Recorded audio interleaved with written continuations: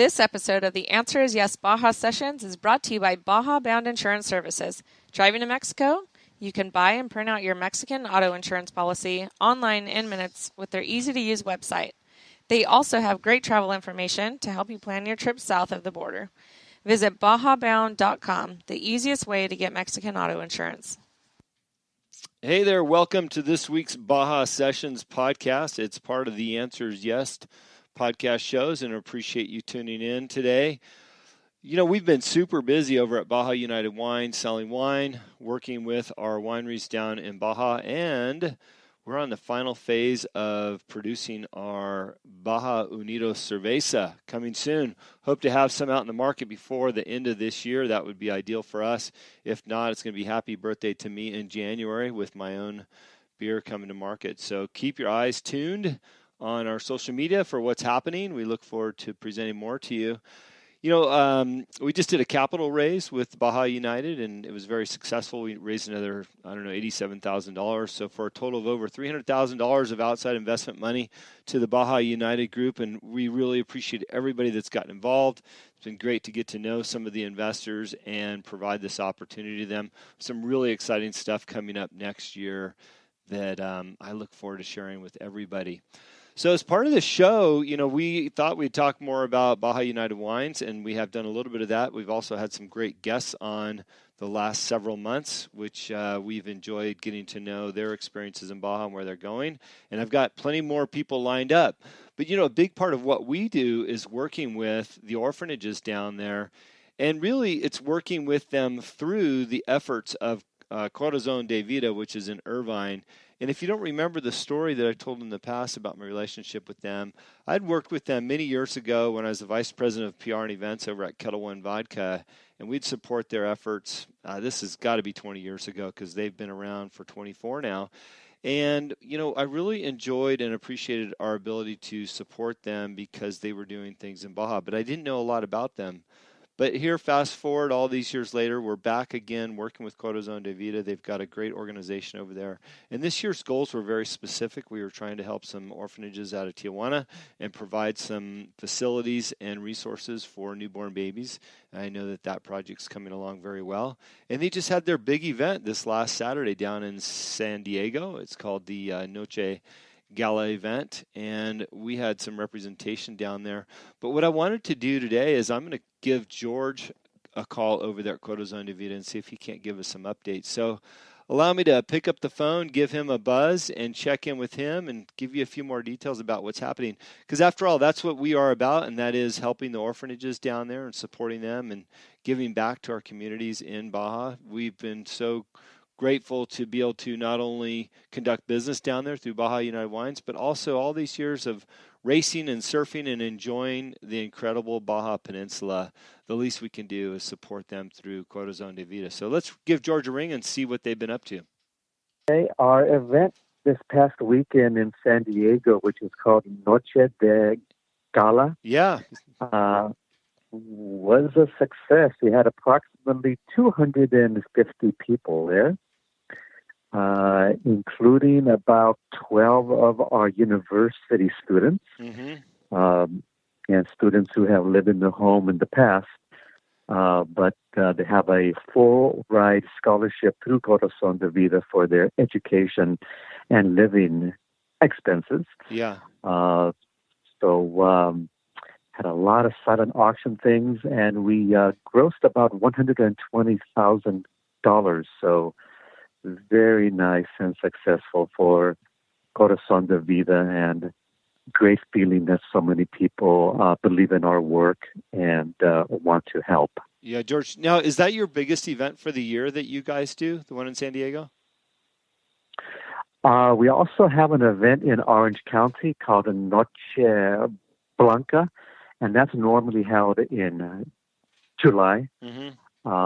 So these are the two Corazon De Vida internally hosted events that we put on each year. George, I know we talked about it before, but the college students that you just mentioned, those are kids that have come through the program, and then you guys continue your work with them into college and supporting them. Is that right?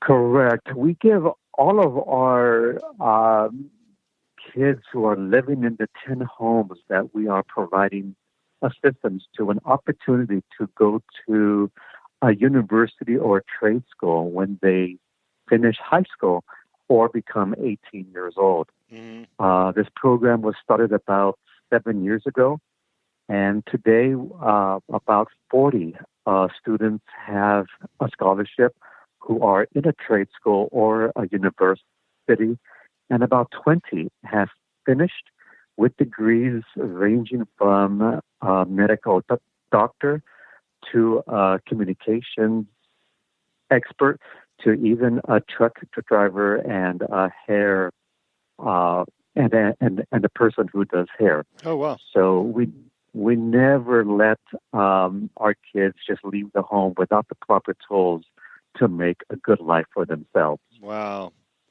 that's awesome. That's awesome. And I know I've had the chance to meet a couple of them, and I just think it's amazing how they've come through life with the support of your organization and then the people around them, of course. And their stories are of success, and it's just really neat to see. So I know you guys had a great event on Saturday. My wife was in attendance, and we had a couple other friends that were there. They said it was just magnificent. Any highlights of the night for you, besides the amount of money you raised? Let's see here. You know what? Also, what makes me feel so good is that our existing sponsors and donors, they bring their friends to get to know who they believe in, and the confidence that they have in bringing their friends to learn more about Corazon De Vida. And really, that makes me feel good, knowing that people believe in our work and they're willing to invite others to get to know Corazon De Vida and learn more about how we're helping these kids in Baja living in these homes who really need so much help. And that's always an opportunity and a pleasure for me to meet these new people who were there wanting to learn more about Corazon De Vida. And definitely having our students there, they were all introduced, and they spoke a little bit about who they were and what they are studying in school, and a little bit about how many years that they lived in the homes. And they range from 5 years up to 15 or 16 years of their life. And to see them up there in university, or some had already moved on with finish school, that's always such a wonderful thing to see and hear.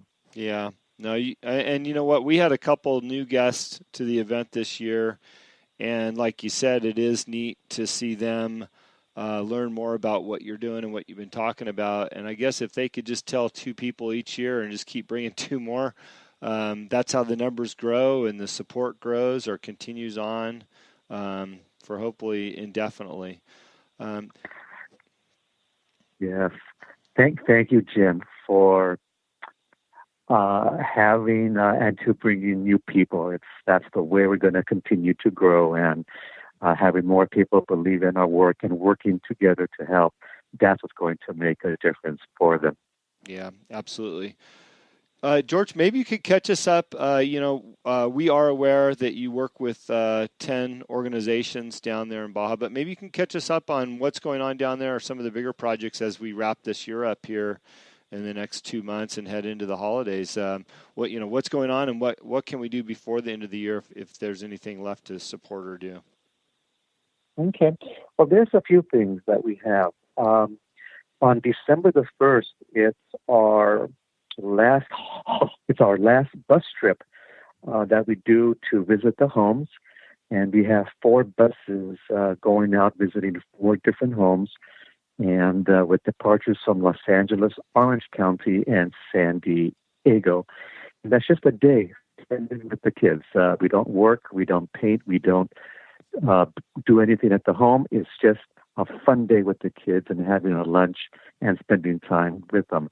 So that's on December the 1st, and the 4 buses are listed on our website, which is corazondevida.org, and you can sign up online. One other thing is that at one of our homes, they have been able to accept babies for many, many years, but the government is no longer going to be bringing babies to this home because they are housed on the second level of a two-story dorm. And in case of a fire or any way that we need to get the kids out, it's just not going to be possible with 10 to 15 big babies there. So we are in the process of trying to raise money to build a single-story dorm.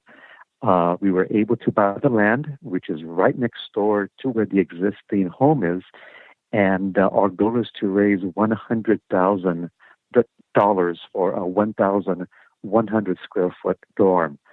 So it's about $60,000 to build, and about another $40,000 or so for the beds and all the equipment and furniture that we need inside the house.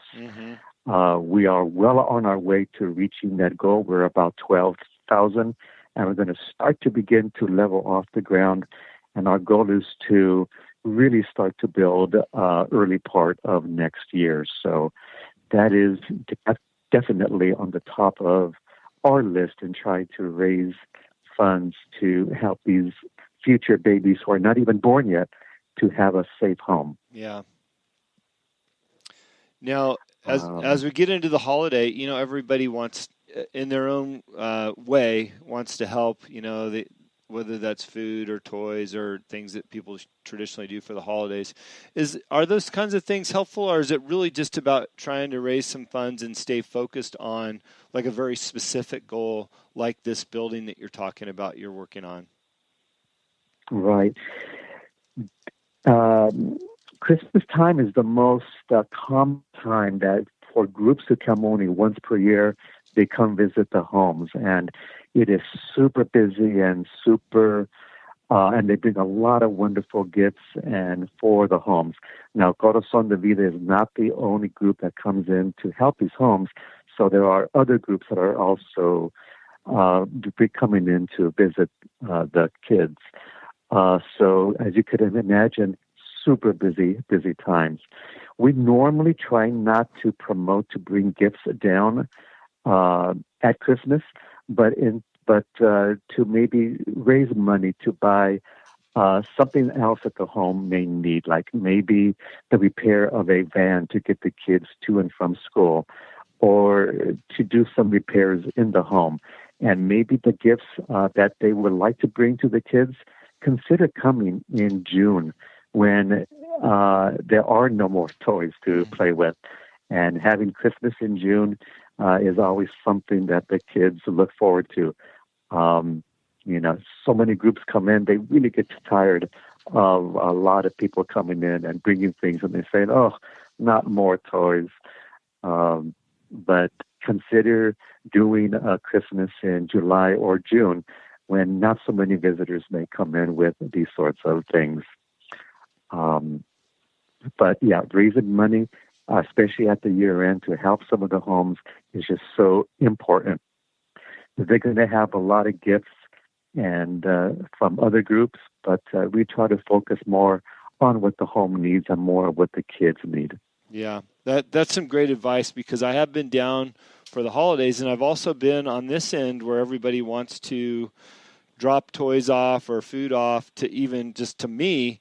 And, I think the intention is good, but it's very difficult to get some of those things down there or across the border without having to pay taxes. And there could be easier and better ways, as you suggested, maybe make Christmas in June and or some monetary donations that will help a specific cause. So thank you for that.